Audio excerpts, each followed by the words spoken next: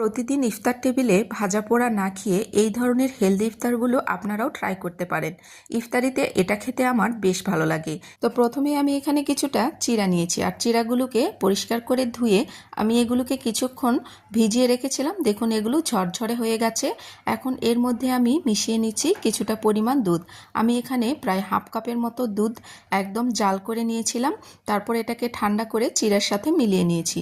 এরপর নিয়ে নিচ্ছি 1 টেবিল চামচ পরিমাণ চিনি। আপনারা চাইলে চিনিটা স্কিপ করতে পারেন। তো আমি এখানে দিয়ে নিচ্ছি টক মিষ্টি দই। এই দইটা একদমই মিষ্টি না, কিছুটা টকও রয়েছে আবার কিছুটা মিষ্টিও রয়েছে।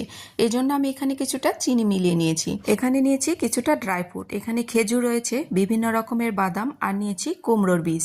তো কলাও দুটো ব্যবহার করব, এই জন্য কলা দুটোও নিয়েছি। তো এখন আমি প্রথমে দুটো গ্লাসের মধ্যে চিড়ার যে মিক্সচারটা রেডি করেছিলাম সেটা অর্ধেকটা পরিমাণ দিয়ে নেব। এরপর দিয়ে নিচ্ছি খেজুর, আর যে বাদামগুলো নিয়েছিলাম সেগুলো আমি একটু ভেঙে নিয়েছি আধা ভাঙা করে, এগুলো এর উপরে দিয়ে নেব। আমি কিশমিশও কয়েকটা ব্যবহার করব, কারণ আমার কিশমিশ খেতে বেশ ভালো লাগে। আপনারা চাইলে স্কিপ করতে পারেন। বিভিন্ন ধরনের ফ্রুটস দিলে এই ডেজার্টটি অনেক বেশি হেলদি হয় আর খেতেও বেশ ভালো লাগে।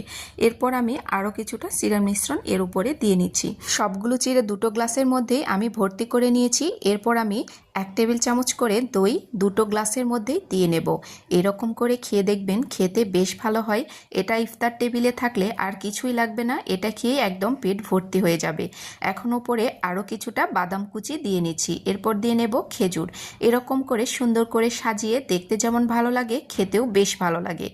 তো আমি আবার কিছুটা বাদাম এর উপরে ছড়িয়ে নিচ্ছি, আর বাদামগুলোকে আমি কিছুটা গুঁড়োও করে নিয়েছি। এরপর আমি যে কলা দুটো রেখেছিলাম, কলা দুটো আমি সাইড থেকে একটু দিয়ে নিচ্ছি। আপনারা চাইলে কলাগুলোকে ভেতরেও কিন্তু দিয়ে নিতে পারেন। তো দেখুন তৈরি হয়ে গেছে স্বাস্থ্যকর মজাদার একটি হেলদি ইফতার। তো আজকের আমার এই রেসিপিটি আপনাদের কাছে কেমন লেগেছে? ভালো লেগে থাকলে অবশ্যই লাইক কমেন্টস করে যেতে ভুলবেন না। আল্লাহ হাফিজ, আসসালামু আলাইকুম।